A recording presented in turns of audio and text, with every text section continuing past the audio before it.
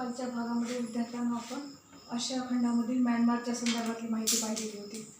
तर त्या अनुषंगाने थिबा राजा जो आहे तो ब्रिटिशांना शरण गेलेला आहे. इथपर्यंतची माहिती आपण अभ्यासली होती आणि काही भाग जो आहे तर तुम्हाला कुतूहलात्मक ठेवण्याच्या दृष्टिकोनातून मी राखून ठेवलेला होता. आणि तो ज्या व्यक्ती घटकाच्या बाबत राखून ठेवलेला होता ती व्यक्ती घटक म्हणजे थिबा राजा. आता ब्रिटिशांना ही भीती निर्माण झाली आहे की ह्या थिबा राजाला जर आपण म्यानमारमध्येच ठेवलं तर तो आणखीनही उठाव करू शकतो. त्याच्यामुळे त्याला म्यानमारमधून हलवणं अत्यंत आवश्यक आहे.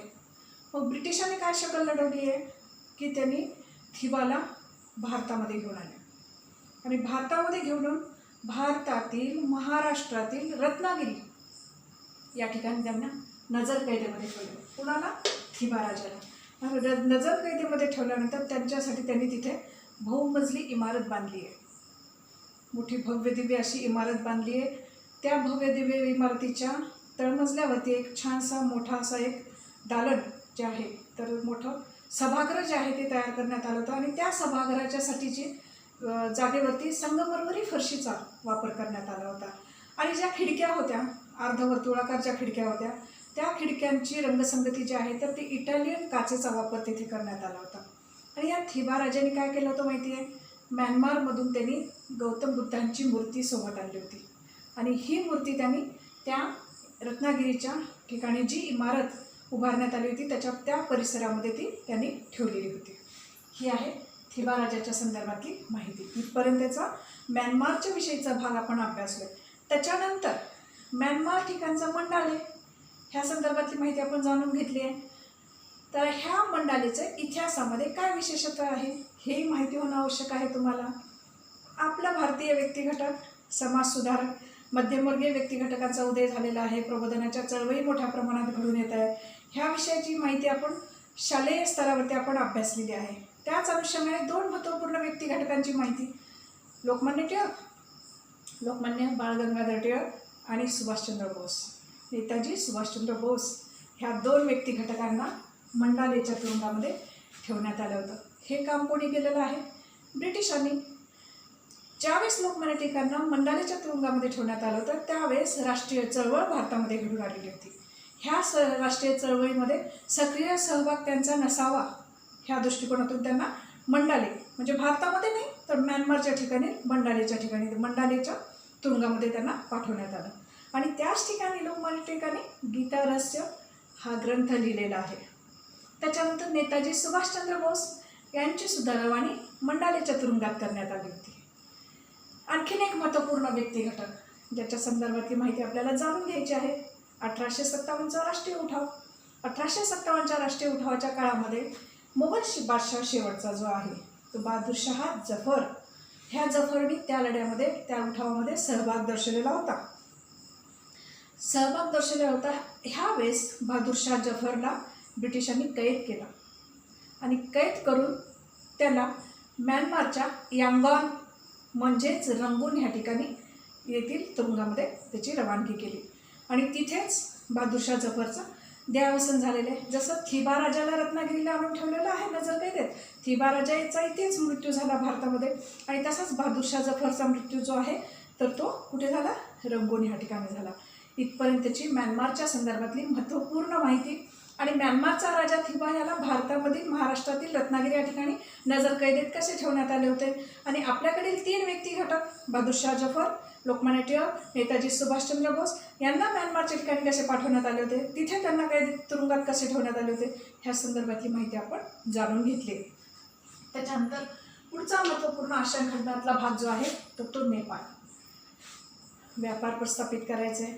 त्याच्यानंतर नैसर्गिक साधन मुबलकता पाहिजे आणि भारताच्या सीमेलगत जेवढे कोणते राष्ट्र आहेत त्या राष्ट्रावरती आपलं अधिराज्य प्रस्थापित करणे हा ब्रिटिशांचा मूळ उद्देश होता. त्याच्या मागचं कारण की भारतावरती त्यांनी अधिराज्य प्रस्थापित केलेलं आहे, भारतामध्ये त्यांनी वसाहत प्रस्थापित केली आहे.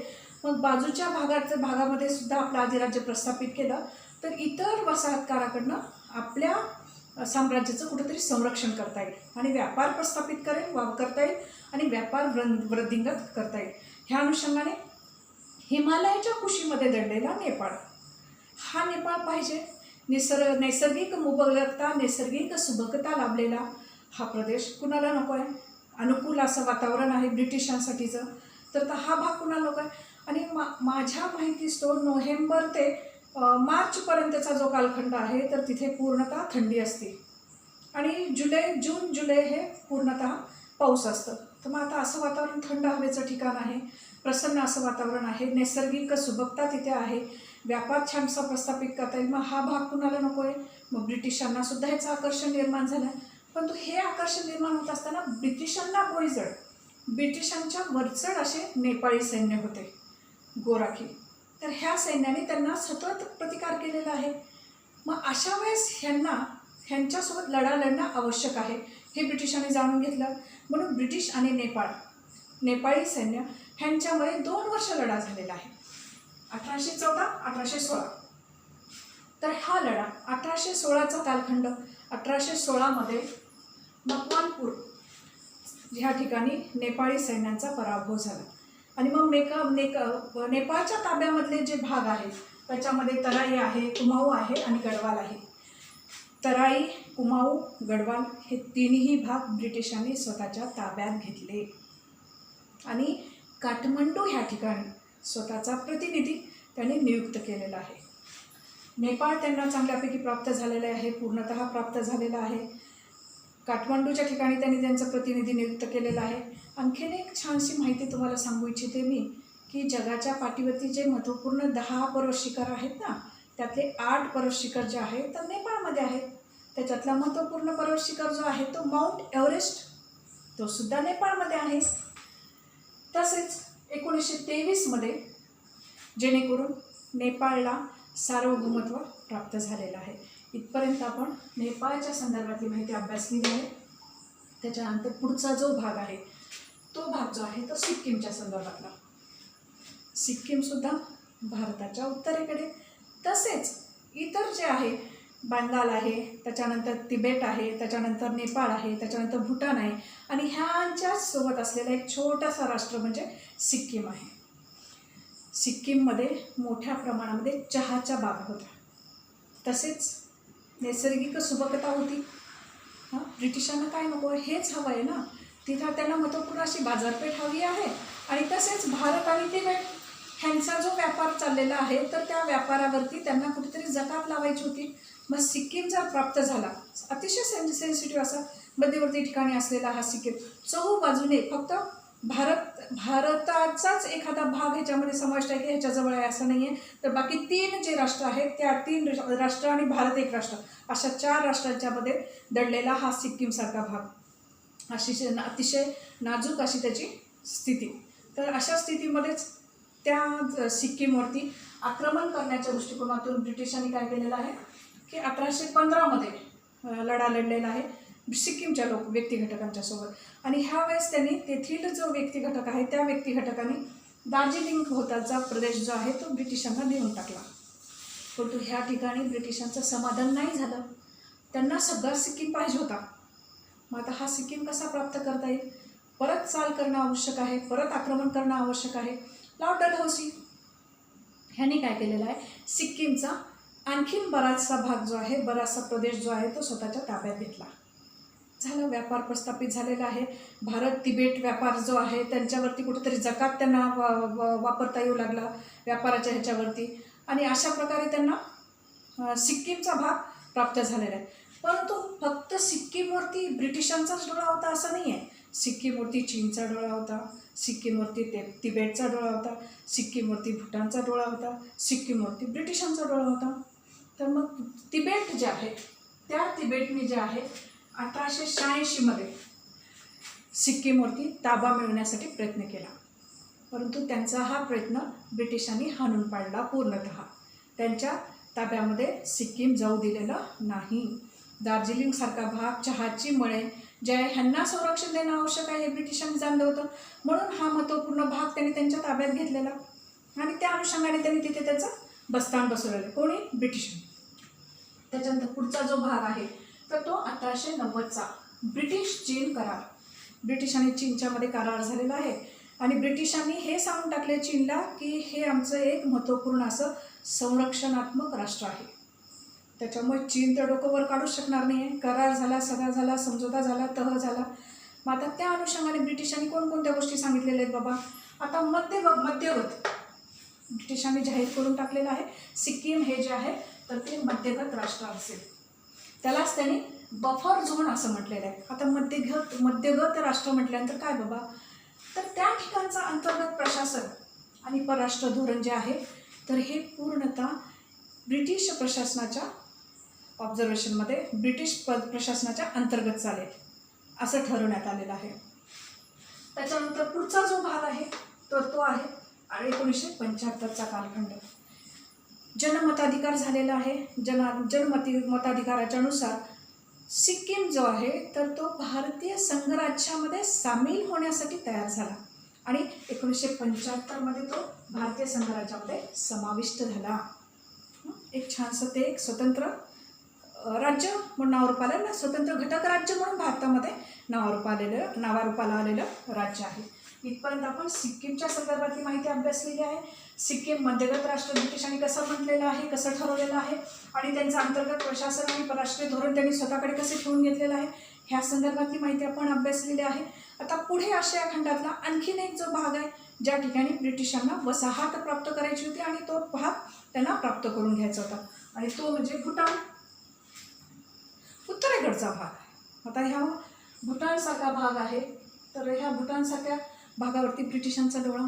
सेम कारण नैसर्गिक संपत्ती, त्याच्यानंतर नैसर्गिक साधन संपत्तीची मुबलकता, त्याच्यानंतर त्या ठिकाणी व्यापार प्रस्थापित करायचा आहे, व्यापार वृद्धिंगत करायचा आहे, बाजारपेठ प्राप्त करून घ्यायची आहे, हेच स्वप्न अंगी बाळगलेलं होतं. छानसं भौगोलिक परिस्थिती जर प्राप्त होत असेल, भौगोलिक संपत्ती जर आपल्याला पाहिजे असेल तर तिथे तो भाग आपल्या ताब्यात असणं आवश्यक आहे हे ब्रिटिशांनी जाणलं होतं. आणि त्या बाबीकडे आकर्षित झालेला घटक जो आहे तो ब्रिटिश आहे. मग ह्या ब्रिटिशांनी काय केलेलं आहे, भूटानसोबत जे आहे तर मैत्रीचे संबंध प्रस्थापित केले आणि त्याच्यामध्ये समोर हात समोर केलेला जो व्यक्ती घटक आहे ब्रिटिश वॉन हेस्टिंग्ज हा आहे.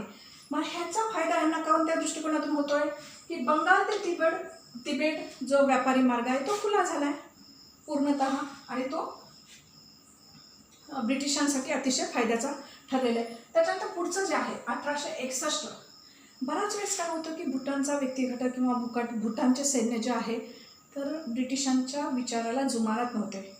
मग त्यावेळेस ॲशलेनं काय केलं, 1861मध्ये आक्रमक पवित्रा घेतला की ह्यांच्याविरुद्ध काहीतरी आक्रमक अशी कारवाई करणं आवश्यक आहे, तोपर्यंत हा व्यक्तिगट शांत राहणार नाही. तर मग त्या अनुषंगाने 1865मध्ये भूतान व इंग्रज यांच्यामध्ये युद्ध झालं आणि ह्या ठिकाणी भूतानच्या राजाचा पराभव झाला. आणखीन एक विद्यार्थी मित्रांनो, तुम्हाला माहिती आहे भूतान जरी गरीब राष्ट्र असला तर जगाच्या पाठीवरती 8वा क्रमांक आनंदी देश म्हणून नावारूपाला आलेला आहे. मोठ्या प्रमाणामध्ये तेथील व्यक्ती जे आहेत तर ते शेती हा व्यवसाय करतात आणि भूटानच्या व्यक्ती घटकांचा जो धर्म आहे तर तो बौद्ध धर्म आहे आणि तो राष्ट्रीय धर्म म्हणून नावारूपाला आलेला आहे. असा हा भूटानसारखा भाग आहे, असा हा भूटानसारखा प्रदेश आहे. आता मग 1865मध्ये भूतान आणि इंग्रज ह्यांच्यामध्ये युद्ध झाले. इंग्रजांनी भूटानचा पराभव केला. तेथील राजा त्यांना शरण आल्यानंतर भूटानचा मोठ्या प्रमाणातला भाग ब्रिटिशांनी स्वतःच्या ताब्यात घेतला आणि तो भाग ताब्यात घेतल्यानंतर तेथील जो राजा आहे त्या राजाला वार्षिक तनखा जे आहे देण्याचे ब्रिटिशांनी मान्य केले. वार्षिक तनखा त्यांची सुरू करण्यात आली आहे. त्याच्यानंतर 1910मध्ये जो तह झालेला तर ह्या तहाच्या अनुषंगाने भूटान आणि ब्रिटिश यांच्यामध्ये 1910चा तह झालेला आहे आणि ह्या तहाच्या अनुषंगाने भूटानचं संरक्षण आणि त्याचं परराष्ट्रीय धोरण ह्याबाबतचा अधिकार जो आहे तर तो पूर्णतः ब्रिटिशांना देण्यात आलेला आहे. आणि आणखीन एक बाब महत्त्वपूर्ण ठरवण्यात आलेली आहे, भूटानचं जे अंतर्गत कारभार आहे, राज्यकारभार किंवा अंतर्गत ज्या बाबी आहेत त्याच्यामध्ये ब्रिटिशांनी ढवळाढवळ करायची नाही आणि ब्रिटिशांनी हे मान्य केलं, ब्रिटिशांना हे मान्य झालं. त्याच्यानंतर पुढचा एक महत्त्वपूर्ण भाग आहे तर तो म्हणजे 8 ऑगस्ट 1949 रोजी भूटान आणि भारत यांच्यामध्ये करार झाला आहे. तर हा करार काय असेल बाबा, संरक्षणविषयक बाब आहे, परराष्ट्रीय धोरण आहे परंतु ह्याच्यामध्ये भारताचा समावेश कशा प्रकारे असेल व तर जो कोणता निर्णय घेण्यात येईल तर त्या निर्णय घेत असताना सल्लागार म्हणून महत्त्वपूर्ण भूमिका जी आहे तर ती भारताची राहील. हे भूटाननी भारताला दिलेला अधिकार. इथपर्यंत आपण भूटानच्या विषयीची माहिती, म्यानमार, नेपाळ, सिक्कीम, भूटान ह्या संदर्भातली माहिती आपण जाणून घेतली आहे. आणि आता शेवटचा जो आशिया खंडातला भाग आहे तर तो तिबेट आहे. तिबेट जो आहे तर भारताच्या उत्तर सीमेकडे आहे. हाही एक छोटेखानी असं एक राष्ट्र आहे, भाग आहे. ह्याच्यावरती मोठ्या प्रमाणामध्ये चीनला वर्चस्व प्रस्थापित करण्याचा अधिकार देण्यात आलेला होता. तर त्या अनुषंगाने चीनचा पूर्णतः डोळा ह्या तिबेटवरती होता. आणि कसा दलाई लामा भारताला शरण आलेला आहे, भारताच्या ह्याच्यामध्ये त्याने भारताची मदत मागितलेली आहे, ह्या संदर्भातली माहिती आपण मागील शालेय स्तरावरील अभ्यासक्रमामध्ये अभ्यासला आहातच. तर आता तिबेटचा महत्त्वपूर्ण भाग जो आहे तर तिबेट ब्रिटिशांना का हवा? नैसर्गिक साधन संपत्ती, त्याच्यानंतर मुबलक असं वातावरण, व्यापार प्रस्थापित करायचा आहे, व्यापार वृद्धिंगत करायचा आहे, तसेच सगळ्यात महत्त्वपूर्ण बाब जे आहे तर त्यांच्या प्रभावाखाली हा भाग आणायचा आहे. म्हणजे बघा हळूहळू भारताच्या सीमेलगतचे सगळे प्रांत, सगळे राष्ट्र जे आहेत ब्रिटिशांनी स्वतःच्या ताब्यामध्ये घेण्यास सुरुवात केली आहे. आणि त्याच्यामधून तिबेट कसा बाजूला राहील, तिबेटही त्यांना हवायचं आहे. त्याच्यामध्ये महत्त्वपूर्ण जी बाब आहे तर ती बाब म्हणजे रशियाचा अटकाव करतात. ब्रिटिशांना, इंग्रजांना रशियाचा अटकाव करायचा होता. अटकाव करता येणं सोपं जाईल ह्या अनुषंगाने तिबेटचा भाग हा त्यांच्या ताब्यात असणं अत्यंत आवश्यक होता. त्याच्यानंतर पुढचा जो भाग आहे, आता चीनच्या संदर्भातली आपण माहिती अभ्यासलेली आहे. चीननी बराच भाग जो आहे तिबेटचा स्वतःच्या ताब्यात ठेवलेला होता. चीनचं पूर्णतः वर्चस्व तिच्यावरती होतं. आणि तिबेटची जनता जी आहे तर ती बौद्ध धर्म ह्या अनुषंगाने ह्यानी प्रेरित झालेली, बौद्ध धर्माचा स्वीकार करणारी जनता तिथली होती. तर त्याचप्रमाणे चीनचं वर्चस्व तिथे प्रस्थापित होतं. 1907 मध्ये इंग्लंड व रशिया ह्यांच्यामध्ये करार झालेला आहे. आणि त्या कराराच्या अनुषंगाने चीनचं वर्चस्व त्यांनी त्या ठिकाणी तिबेटच्या ठिकाणी मान्य केलेलं आहे. इथपर्यंतची आपण माहिती जी आहे तर ती आपण अभ्यासलेली आहे. एकंदरीत आशिया खंडातले जे भाग आहेत त्याच्यामध्ये आपण सर्वप्रथम जो अभ्यासलेला आहे म्यानमार अभ्यासलेला आहे, त्याच्यानंतर आपण नेपाळच्या संदर्भातली माहिती अभ्यासलेली आहे, त्याच्यानंतर आपण सिक्कीमच्या संदर्भातली माहिती आपण अभ्यासलेली आहे, भूटानच्या संदर्भातली माहिती आपण अभ्यासलेली आहे, आणि त्याच्यानंतर तिबेटच्या संदर्भातली माहिती अभ्यास. म्हणजे हळूहळू ब्रिटिश काय करतात, आशिया खंडामधला जर सर्वदूरपर्यंतचा थंड हवेच्या दृष्टिकोनातून थंड हवेचं ठिकाण, आता भूटानसारखा जो भाग आहे तर हा उंच असा एक पर्वतीय प्रदेश आहे, तोही त्यांना हवा आहे. तर त्या अनुषंगाने व्यापार प्रस्थापित करता येईल, साम्राज्य विस्तार करता येईल, त्यांचं वर्चस्व, त्यांचं अधिराज्य तिथे स्थापित करता येईल, आणि जेणेकरून इतर जे वसाहती आहेत तर त्या वसाहती कुठेतरी त्या वसाहतींचं आक्रमण आपल्याला कुठेतरी थोपवून धरता येईल, हा मूळ उद्देश ब्रिटिशांचा होता. आणि त्या अनुषंगाने त्यांनी आशिया खंडातल्या आणि त्यातल्या त्यात भारतामध्ये त्यांनी वर्चस्व प्रस्थापित केलं, साम्राज्य विस्तार केला, वसाहती स्थापित केल्या. तर भारत प्राप्त झाला तर मग भारताच्या भोवतीचे सीमालगतचे जे काही राष्ट्र आहे, जे काही प्रदेश आहेत ते सुद्धा आपल्याकडे असणं आवश्यक आहे. ते असेल तर परकीय आक्रमणापासून कुठेतरी आपल्या वसाहतीचं संरक्षण करता येईल, हा मूळ उद्देश त्यांनी अंगी बाळगलेला. आणि व्यापार जो आहे तो वेगवेगळ्या भागातून जाणाऱ्या व्यक्ती घटकात, आता बंगाल आणि तिबेट हा व्यापारी मार्ग आपण अभ्यासलेला आहे, त्याच्यानंतर तिबेट भारत हा व्यापारी मार्ग आपण अभ्यासलेला आहे, हा व्यापारी मार्ग आपण अभ्यासलेला आहे. व्यापार प्रस्थापित करण्याच्या अनुषंगाने जकात जो आहे तो जकात कसा लागू करता येईल बाबा, ह्या संदर्भातली माहिती आपण अभ्यासलेली आहे. इथपर्यंतच्या भागाविषयीची आशिया खंडाच्या संदर्भामधली माहिती आपण अभ्यासलेली आहे. त्याच्यानंतर थोडीशी माहिती जी आहे तर ती आपण आफ्रिका खंडाच्या संदर्भात आपण जाणून घेणार आहोत. आशिया खंडाच्या संदर्भातली माहिती आपली संपलेली आहे. आणि पुढचा जो खंड आहे तर तो आफ्रिका खंड आहे. अगोदर सुरुवातीपासून जर अभ्यासात गेलो आपण तर अमेरिकेसारखा भाग आपण अभ्यासला, ऑस्ट्रेलिया न्यूझीलंडसारखा भाग आपण अभ्यासलो आहे. त्याच्यानंतर आशिया खंडातले इतर भाग आपण त्याची माहिती आपण जाणून घेतलेली आहे. त्याच्यानंतर आता ह्या युरोप खंडातली व्यक्ती घटक जे आहे, एक सांगायचं तात्पर्य असं की जगाच्या पाठीवरती ज्या ज्या ठिकाणी त्यांनी नवीन भूप्रदेशाचा, नवीन भागाचा, नवीन जमिनीचा शोध घेतला आणि त्या ठिकाणी त्यांनी त्यांच्या वसाहती प्रस्थापित केलेल्या आहेत. तर त्या अनुसार त्यांचा मूळ उद्देश काय आहे की बाबा व्यापार वृद्धिंगत करणे, व्यापार मोठ्या प्रमाणामध्ये वाढवणे आणि त्यांचा माल जो आहे तो इकडे आणून विकण्याच्या दृष्टिकोनातून त्यांना महत्त्वपूर्ण अशा बाजारपेठा हव्या आहेत. बाजारपेठा स्थापित झाल्या की माल कसाही इथे विकण्यात येतो आणि मोठ्या प्रमाणामध्ये संपत्ती, त्याची रेलचेल आणि तिजोरीही त्यांची भरून जाईल आणि आर्थिक विकास, आर्थिक प्रगती त्यांच्या राष्ट्राची छान प्रमाणे होईल. हा मूळ उद्देश. ह्याच दृष्टिकोन अंगी बाळगून ह्या व्यक्ती घटकांनी जगाच्या पाठीवरती सर्व दूरपर्यंत आधी राज्य प्रस्थापित करण्याच्या अनुषंगाने प्रयत्नरत राहिलेले आहेत आणि त्यामध्ये त्यांना बऱ्याच प्रमाणामध्ये यशस्वीता प्राप्त झालेली आपल्याला दिसून येते. शेवटचा जो भाग आहे युरोपीय वसाहतवादामधला शेवटचा जो भाग आहे तर तो आफ्रिका. तर ह्याच्या संदर्भातली थोडीशी माहिती आपण आज जाणून घेणार आहोत आणि पुढील भागामध्ये पूर्णतः आफ्रिका खंडाच्या संदर्भातलीच माहिती आपण जाणून घेऊ. मग आता ह्या आफ्रिका खंडाकडे युरोप खंडातला व्यक्ती घटक का आकर्षित झाला?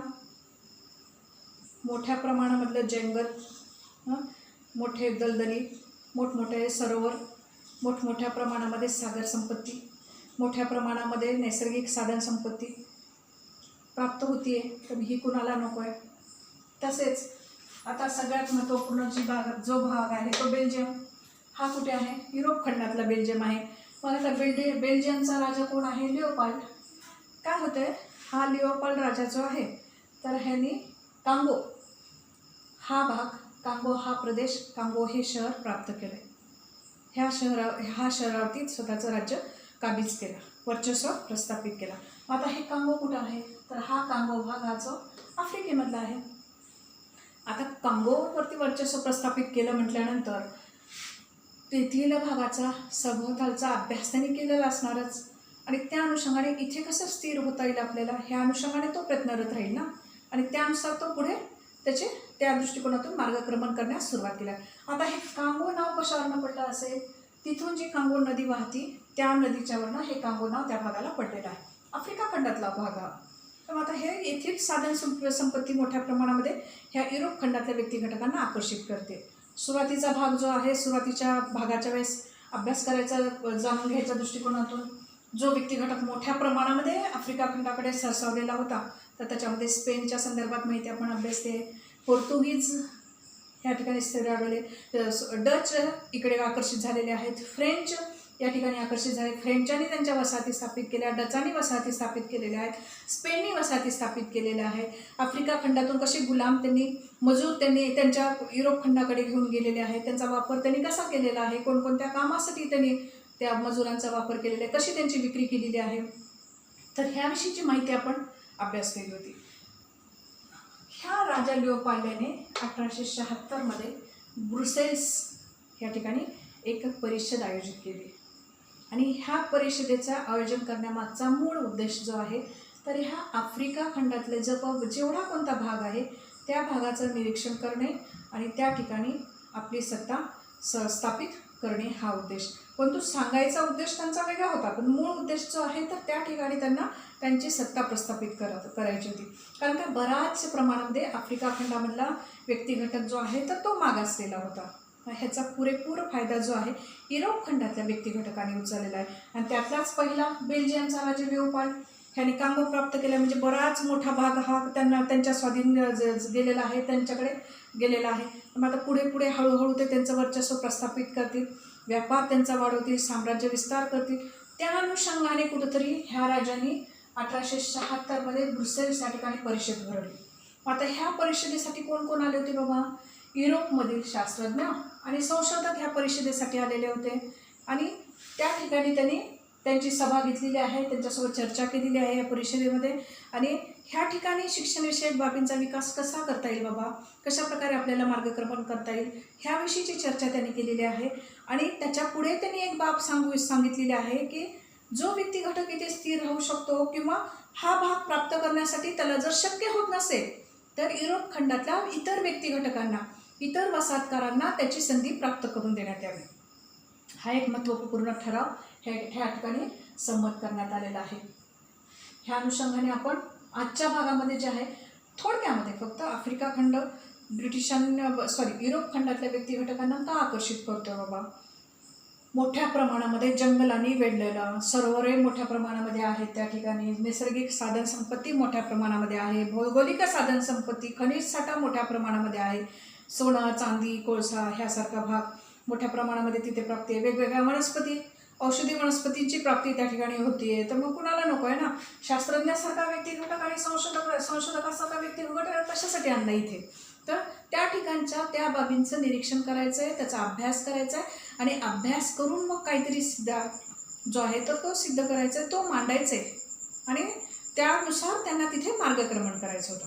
एक तर तिथल्या व्यक्तिघटकांचा विकासही करायचा आहे, त्यांच्यापर्यंत शिक्षणविषयक बाबी पोहोचवायच्या आहेत, पण तो मूळ उद्देश त्यांचा हा आहे की ते स्थिरावायचे आणि इथे त्यांचा व्यापार प्रस्थापित करायचा आहे, इथे त्यांच्या वसाहती स्थापित करायच्या.